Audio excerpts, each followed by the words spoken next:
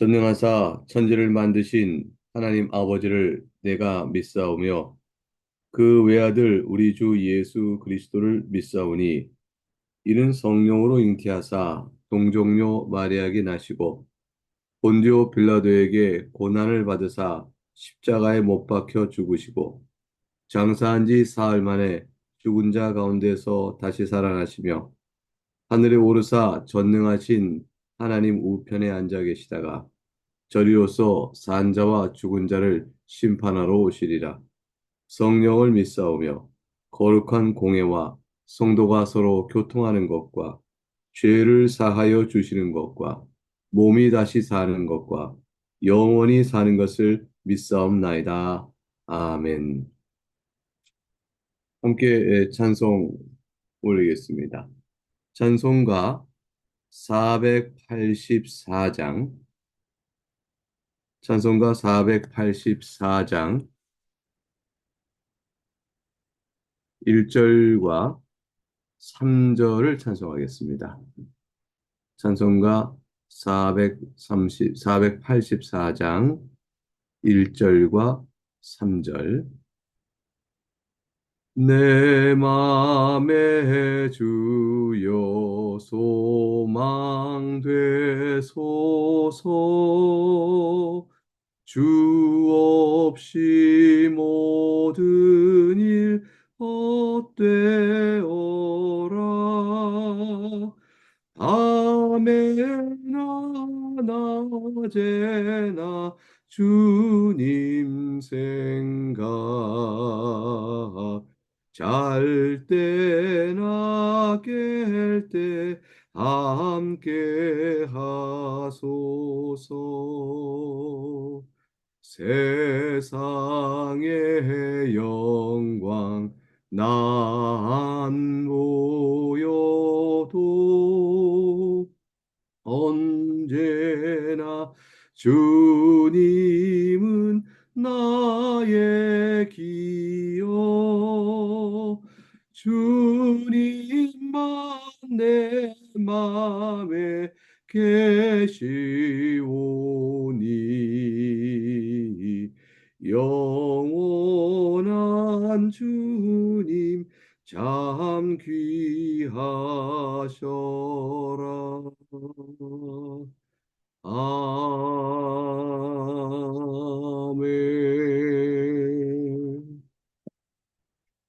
오늘 함께 살필 복된 하나의 말씀은 예레미야 50장 33절에서 46절까지 말씀입니다. 예레미야 50장 33절에서 46절까지 말씀. 우리는 어제 살펴본 본문을 통해서 바벨론이 하나님의 심판을 받게 되는 첫 번째 이유를 듣게 되었습니다. 오늘은 이어서 두 가지 바벨론의 심판의 이유가 제시되어집니다. 첫 번째 이유는 무엇이었습니까? 그것은 29절에 살펴본 바대로 그가 이스라엘의 거룩한 자 여호와를 향하여 교만하였습니다. 이게 첫 번째 제목입니다. 바벨론은 하나님의 섭리에 따라서 하나님 앞에 배역하였던, 불순종하였던 이스라엘, 곧 그때 남아있는 왕국으로는 유다 왕국이죠. 하나님의 언약 백성으로는 이스라엘입니다. 북왕국 이스라엘은 이미 아수르에서 멸망을 당했고 이제 남은 유다마저도 그 하나님께서 행하신 일에 대한 뜻을 분별하여 배격해 하며 주 앞에 서기보다는 여전히 망해버렸던 북왕국의 이스라엘의 우상 숭배와 타락상을 그대로 배워 그들 또한 그렇게 살았으므로 하나님의 심판을 받게 되었습니다. 북왕국 이스라엘이 멸망한 것처럼 남왕국 유다도 왕국으로는 멸망합니다. 그럼 언약 백성인 이스라엘 백성 그 가운데서 육적 혈통으로 이루어지는 겉으로 드러나는 외적인 왕국인 정치적 왕국은 멸망을 당해도 그러나 그들과 함께 맺었던 영적 이스라엘과의 관계는 이어져 갑니다. 그들이 남은 자라 되어지고 그 가운데 하나님의 말씀을 듣고 깨달아 그 상황 속에서도 하나님의 징계로 무너져가는 왕국들, 그 징계를 그들은 받게 되어집니다. 그들이 돌아와서 나중의 훗날에 정치적인 왕국을 다시 세운다 할지라도 그들은 알지요. 이 세상에 세워지는 정치적 의미에서 시민적 왕국이 결국은 그림자였고 궁극적으로는 예수 그리스도의 왕국을 나타내는 것이다라는 것을 그들에게 이 역사를 통해서 가르쳐 주시게 되어집니다. 결국 저들은 하나님 앞에서 말씀을 깨달아 하나님이 하는 섭리 손길에서 그들이 주 앞에 돌아서는 자는 다 살 것인데 그것이 하나님 앞에서 세워지는 참된 주의 백성, 영적 백성이 되어집니다. 근데 그런 일에 쓰임 받은 바벨론이었죠. 이스라엘이 악함으로 하나님께서 유다가 악함으로 그를 치도록 쓰임 받았던 바벨론이 하나님 앞에서 그들의 죄악으로 인하여 심판을 받을 때 첫 번째 제목이 교만하였다라는 것입니다. 이때 교만하였다라는 것은 자신을 역사의 섭리 속에 쓰임 받고 있는 자라는 의식을 놔버린 거죠. 스스로 역사를 열어가며 역사의 주권자인 양 행한 것이고 그리고 자신들이 쓰임 받고 있는 하나님의 언약 백성 또 그 당 드러난 정치적 왕국 유다를 치면서 자신들이 하나님보다 더 위에 있는 자신의 믿는 신들이 더 위에 있고 자신들이 하나님보다 더 위에 있는 양 하나님을 없이 여기고 역사의 주권자 앞에 두려워할 줄 몰랐던 것이죠. 사실은 저들이 조롱을 합니다.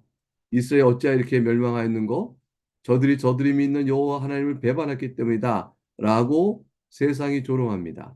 그 조롱은 이면 속에 어떤 말이 숨겨져 있어야 될까요? 저들이 왜 이렇게 멸망하였는고?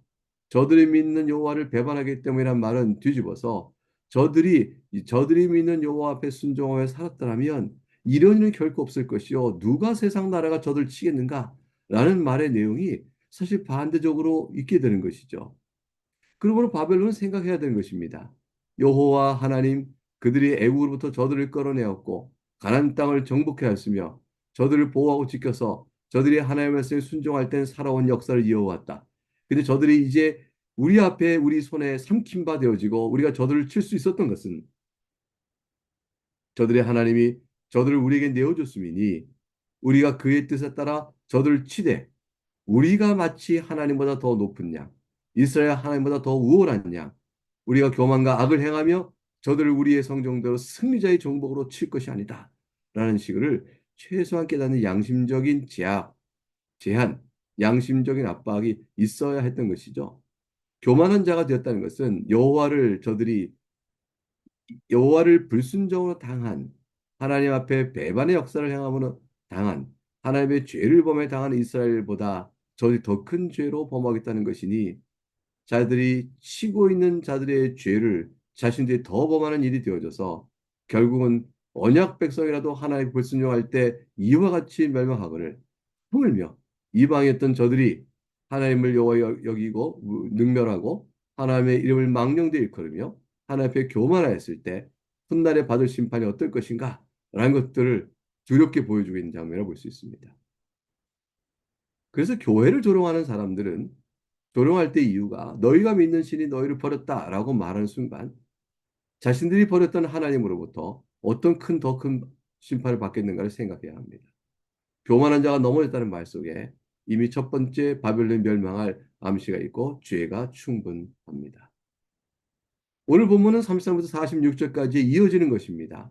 결국 바벨론은 왜 멸망케 되었는가? 먼저 33절부터 37절까지 말씀을 봉독하겠습니다.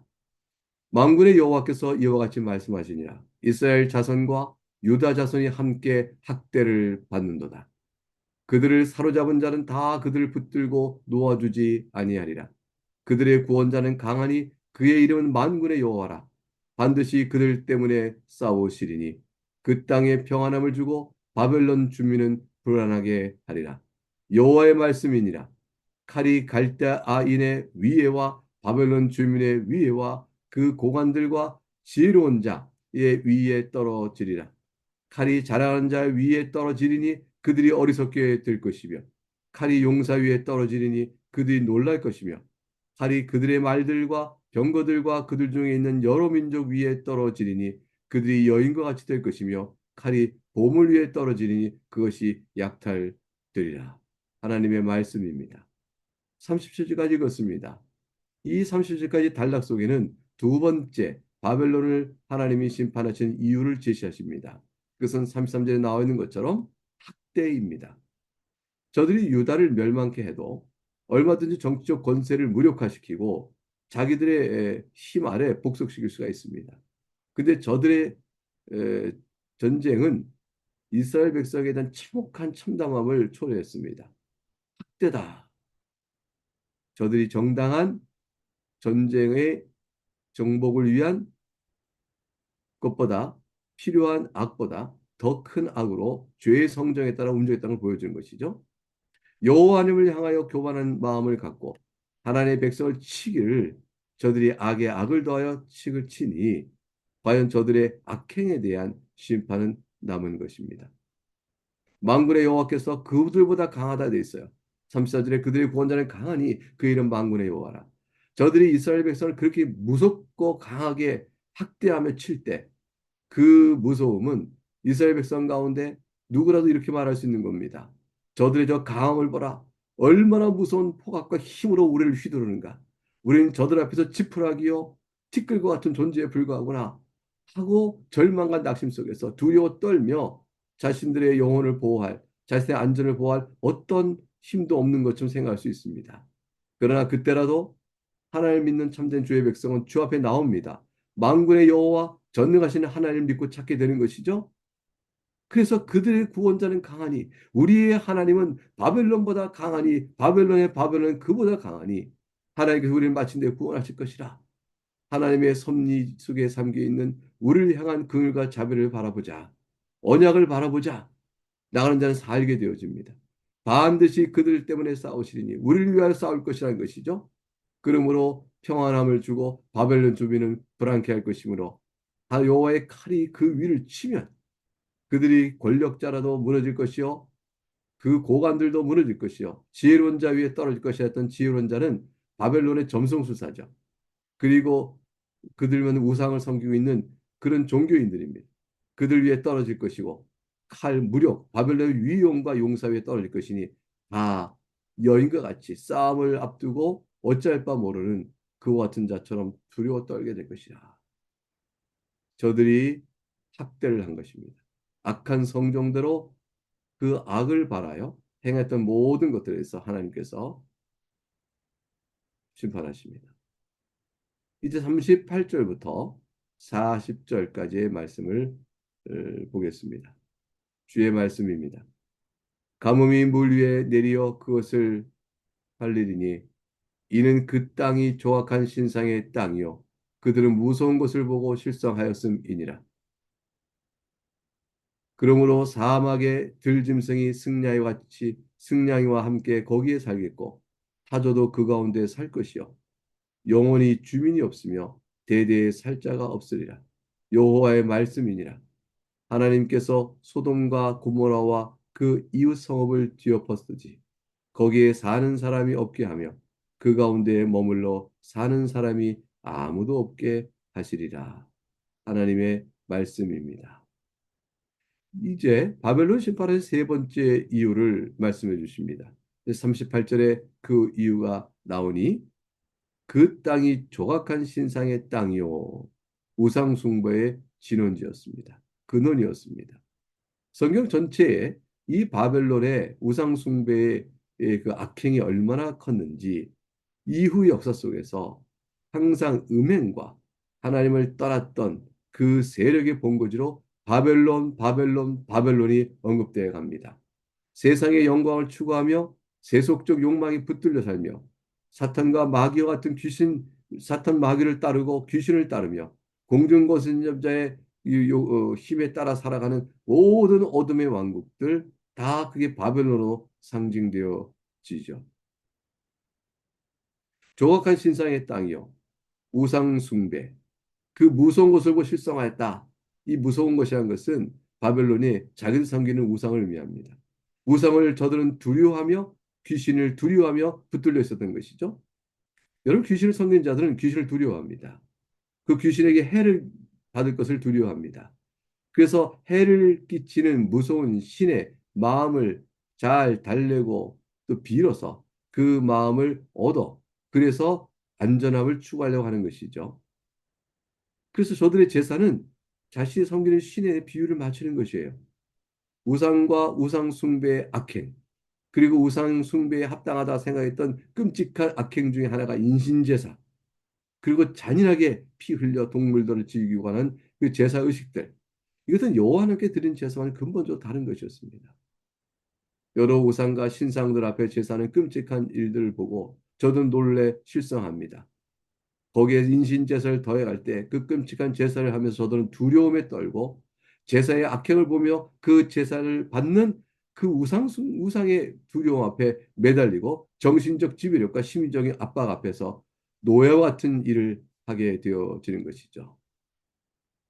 그런 일에 억압을 받으면서 살아가는 저들의 신상은 하나님께서 하나님의 형상으로 만든 인간의 존경과 영광을 다 잃어버리는 것이었습니다. 사람이 조각하여 만든 신상이라 사람이 만들어 놓고 거의 신적 권위를 입히고 그것들을 악행으로 온갖 악행으로 그들이 끔찍한 일을 행하여 영적으로 억압을 받아가는 이 종교적인 모습 모든 귀신을 섬기는 자들의 전형적인 모습이죠. 그들의 악행으로 인하여 하나님을 욕되게 하고 말았습니다. 그들도 하나님의 형상으로 만들어진 자이었으나 타락하고 부패하고 악행한 이후에 저들은 그렇게 되고 만 것입니다. 그러나 40절에 이와 같은 바벨로 향하여 하나님께서 소돔과 고모라와 그 이웃 성읍들을 뒤엎었듯이 거기에는 사는 사람이 없게 하며 그 가운데 머물러 사는 사람이 아무도 없게 하시리라. 철저한 심판을 말씀하셨습니다. 이제 이와 같은 세 가지 죄목에 따라서 결국 바벨론 심판을 받을 것인데 그 심판이 어떻게 될 것이며 어떻게 실행할 것이며 그 성취가 반드시 이루어질 것임을 선언한 내용이 오늘 본문 41절 46절까지 마지막에 기록되어 있습니다. 이제 주의 말씀을 듣습니다. 보라 한 민족이 북쪽에서 오고 큰 나라와 여러 왕이 충동을 받아 땅 끝에서 일어나리니 그들은 활과 투창을 가진 자라 잔인하여 불쌍히 여기지 아니하며 그들의 목소리는 바다가 설레임 같도다. 딸 바벨로나 그들이 말을 타고 무사같이 각기 네 앞에서 대열을 갖추었도다. 바벨론의 왕이 그 소문을 듣고 손이 약하여지며 고통에 사로잡혀 해산한 여인처럼 진통하는도다. 보라 사자가 요단의 깊은 숲에서 나타나듯이 그가 와서 견고한 처소를 칠 것이라. 내가 즉시 그들을 거기에서 쫓아내고 택한 자를 내가 그 자리에 세우리니 나와 같은 자 누구며 출두하라고 나에게 명령할 자가 누구며 내 앞에 설 목자가 누구냐. 그런즉 바벨론에 대한 여호와의 계획과 갈대아 사람의 땅에 대하여 품은 여호와의 생각을 들으라. 양떼의 어린 것들을 그들이 반드시 끌어가고 그들의 초장을 황폐하게 하리니 바벨론이 약탈당하는 소리에 땅이 진동하며 그 부르짖음이 나라들 가운데 들리라 하시도다. 하나님의 말씀입니다. 하나님께 감사합니다. 하나님께서는 역사의 주권자이십니다. 그러므로 자신이 심판하신 내용도 예언적으로 미리 들리시고 그리고 예언을 성취할 계획도 알려주시고 그리고 과연 때가 되면 그것들을 실현하심으로 살아계신 하나님, 역사의 주권자이신 하나님, 창조주이시며 오늘 온 땅을, 온 역사를 섭리 가운데 다스리시는 하나님을 나타내 보이십니다.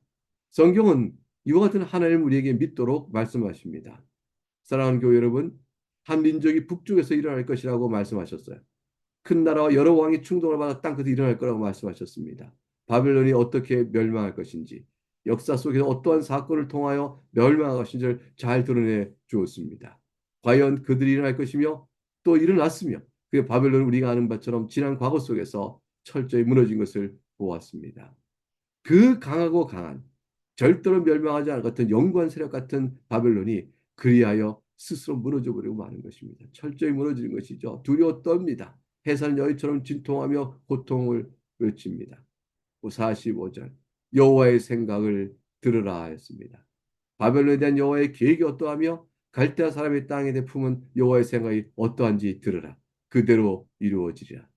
사랑하는 교우 여러분, 하나님께서 예수님께서 다시 오실 그날까지 우리 교회를 향한 하나님의 계획과 여러분을 향한 계획은 무엇입니까?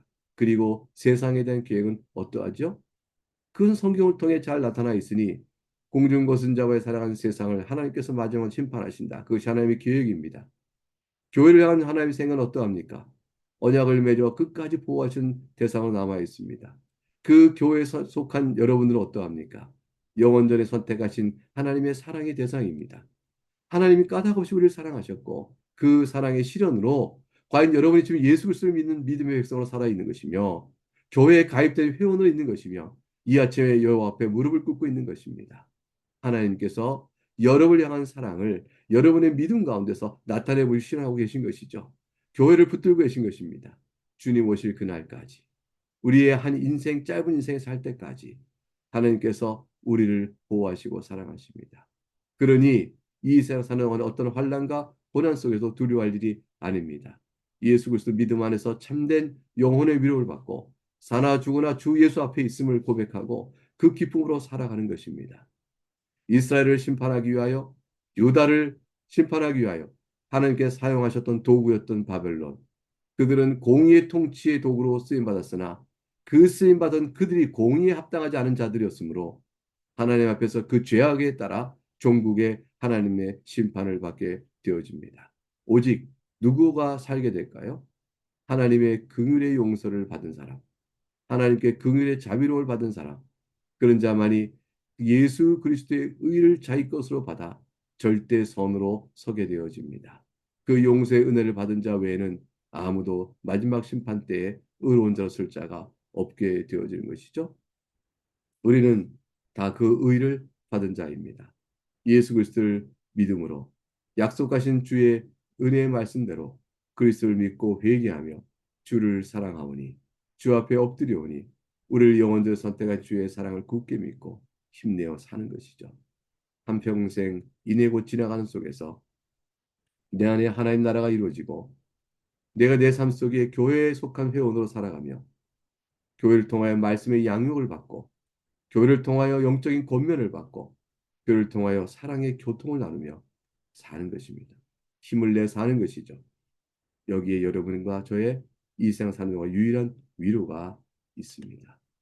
이 말씀으로 우리 모두 새로운 힘을 얻고 또 내일 복되게 모여 주 앞에 예배하는 큰 기쁨 속에 우리가 있기를 바랍니다. 같이 기도하겠습니다.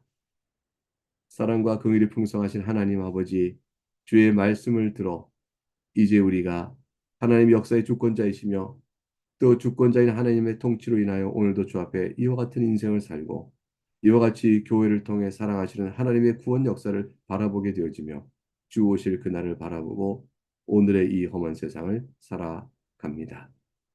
우리의 삶이 주 앞에서 연약하고 참으로 불쌍히 여기어서 우리를 도우시는 은혜만이 우리의 살 길임을 고백하면서 이 아침에도 주 앞에 나와 무릎을 꿇습니다. 주님 사랑하시는 교우들을 기억하시고 형편과 처지를 하신 주께서 하나님 돌봐주시고 이 믿음으로 굳건히 살아갈 수 있도록 도와주시옵소서. 이스라엘을 하나님 징계하셨으나 보호하시는 하나님, 우리의 연약함을 아시는 주님, 우리를 끝까지 보호해 주시고 사랑하여 붙들어 주실 줄 믿습니다. 지금 수련회 기간에 있는 우리 청년부 저 먼 건처럼 그 DMZ 그 가까운 곳까지 가서 그쪽 교회에 머물며 거기서 수련회를 진행 중인데 하나님 안전하게 지켜주심을 감사합니다. 이제 오늘 마지막 일정 잘 감당하고 안전하게 돌아와 내일의 복 기쁜 얼굴로 서로 대하도록 우리 청년부 수련회에 붙들어 주시고 하나님을 더 알아가며 서로 간의 조화를 친교가 있는 그런 시간 되도록 주여 도와주시옵소서. 이제 9월 넷째 주부터 쉼터 모임을 또한 우리가 시작하므로 홀수주의 전도주의 짝수주의 쉼터 모임으로 교회가 친교와 주의 말씀 나누는 사랑의 교제를 나눌 터인데 하나님 그것을 위하여 기도 중이오니 주께서 아름다운 교회 안에 친교가 있게 하시고 그 일을 위하여 1년간 수고할 쉼터장 모임도 우리가 하고 있사오니 하나님 많은 교들의 자원함으로 인하여 그 일들이 선이루어지게 도와주옵소서.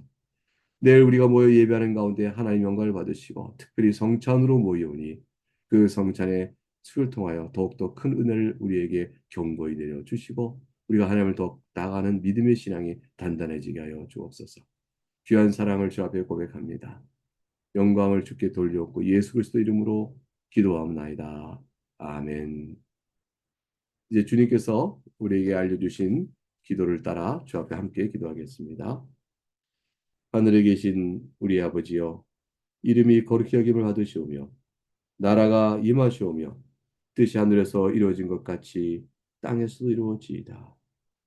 오늘 우리에게 일용할 양식을 주시옵고 우리가 우리에게 죄 지은 자를 사하여 준 것 같이 우리 죄를 사하여 주시옵고 우리를 시험에 들게 하지 마시옵고 다만 악에서 구하시옵소서. 나라와 권세와 영광이 아버지께 영원히 싸움나이다. 아멘.